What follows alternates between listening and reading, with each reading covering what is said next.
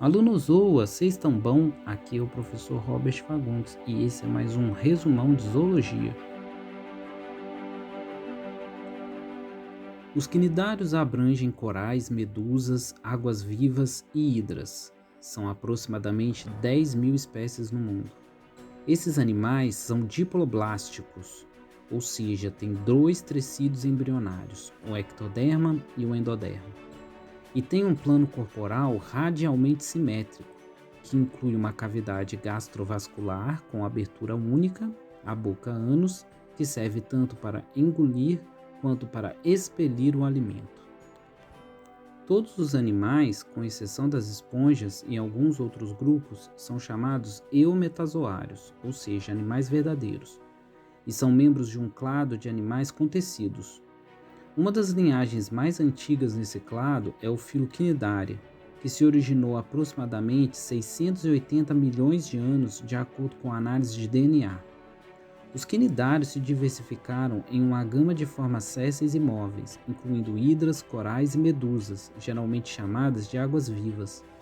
Porém, a maioria dos quinidários exibe o plano corporal radial diploblástico relativamente simples que existia nos primórdios dos membros do grupo há cerca de 560 milhões de anos atrás.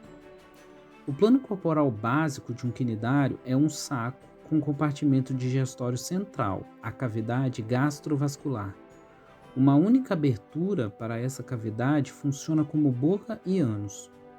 Há duas variações nesse plano corporal: o pólipo, em grande parte séssil, e a medusa, mais móvel.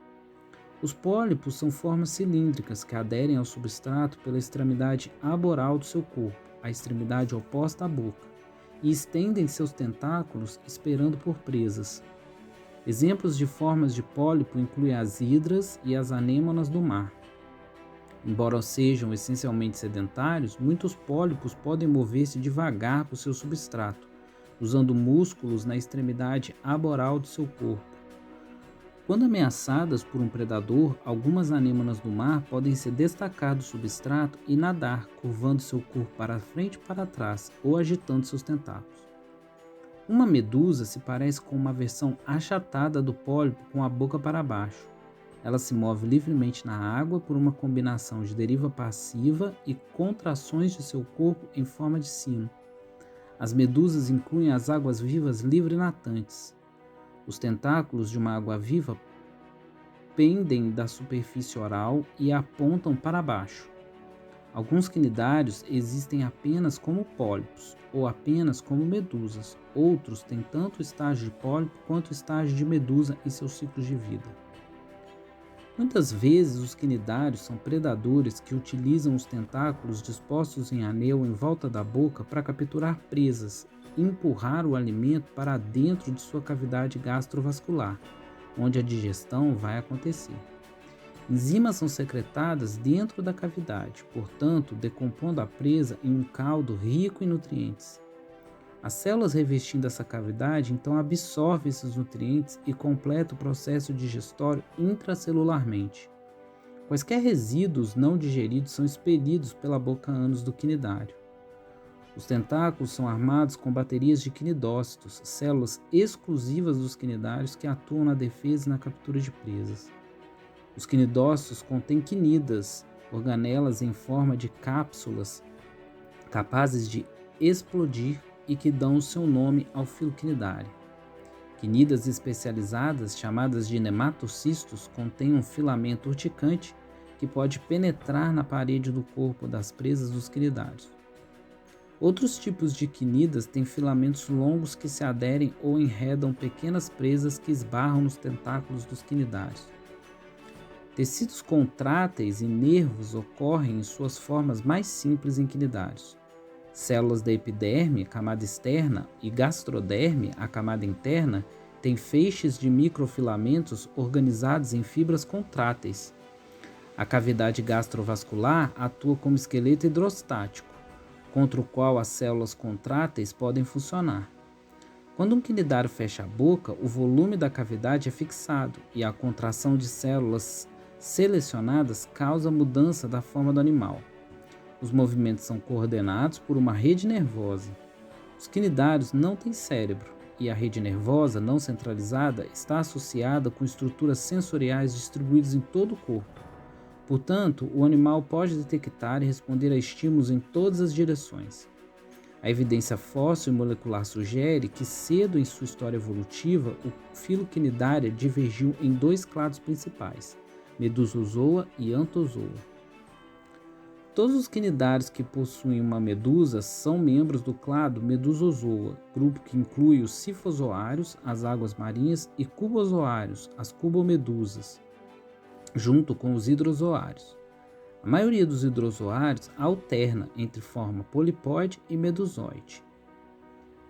Os estágios polipóide, uma colônia de pólipos interconectados, no caso, por exemplo, do hidrozoário Obelia, é mais conspícuo do que o de medusa. As hidras, entre os poucos quinidários encontrados em água doce, são também hidrozoários incomuns pelo fato de existirem somente na forma polipóide. Diferente dos hidrozoários, a maioria dos sifozoários e cubozoários vive a maior parte de seus ciclos de vida no estágio de medusa. Sifozoários costeiros, por exemplo, muitas vezes têm um breve estágio polipóide durante seus ciclos de vida, ao passo que naqueles que vivem no oceano aberto, em geral falta completamente o estágio polipóide. Os cubozoários, como seu nome, que significa animais em forma de cubo, têm o estágio medusoide em forma de caixa. A maior parte dos cubozoários vive em oceanos tropicais e é equipado com quinidócitos altamente tóxicos. A vespa do mar, um cubozoário que vive na costa do norte da Austrália, é um dos organismos conhecidos mais mortais. Sua ferroada causa dor intensa e pode levar ao colapso respiratório, parada cardíaca e morte em minutos. Já as anêmonas do mar e corais pertencem ao clado Anthozoa. Esses quinidários ocorrem apenas como pólipos. Os corais vivem em formas solitárias ou coloniais, geralmente formando simbiose com algas. Muitas espécies secretam um exoesqueleto, um esqueleto externo, rígido de carbonato de cálcio. Cada geração de pólipos se forma sobre os restos dos esqueletos de gerações anteriores, construindo rochas com formas características de suas espécies. Esses esqueletos são os que geralmente formam os recifes de coral. Os recifes de coral são para as marés tropicais o que as florestas pluviais são para as áreas terrestres tropicais. Eles proporcionam habitat para muitas outras espécies. Infelizmente, esses recifes estão sendo destruídos a uma taxa alarmante. Poluição, sobrepesca e acidificação dos oceanos são as principais ameaças. O aquecimento global também pode estar contribuindo para o seu desaparecimento pela elevada temperatura da água do mar acima da faixa na qual os corais vivem. Resumindo, os quinidários são um filo antigo de eumetazoários. Incluem as hidras, medusas, anêmonas do mar, corais e vários outros animais que possuem quinidócitos. Os quinidócitos são estruturas urtigantes exclusivas compostas pelos nematocistos, alojados em suas células especializadas, os nematócitos.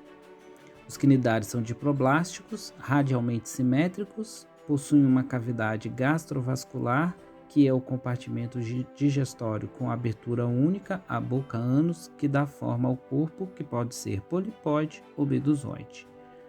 Você consegue descrever o plano corporal dos quinidários e consegue dizer quais são as suas variações principais, vantagens e desvantagens?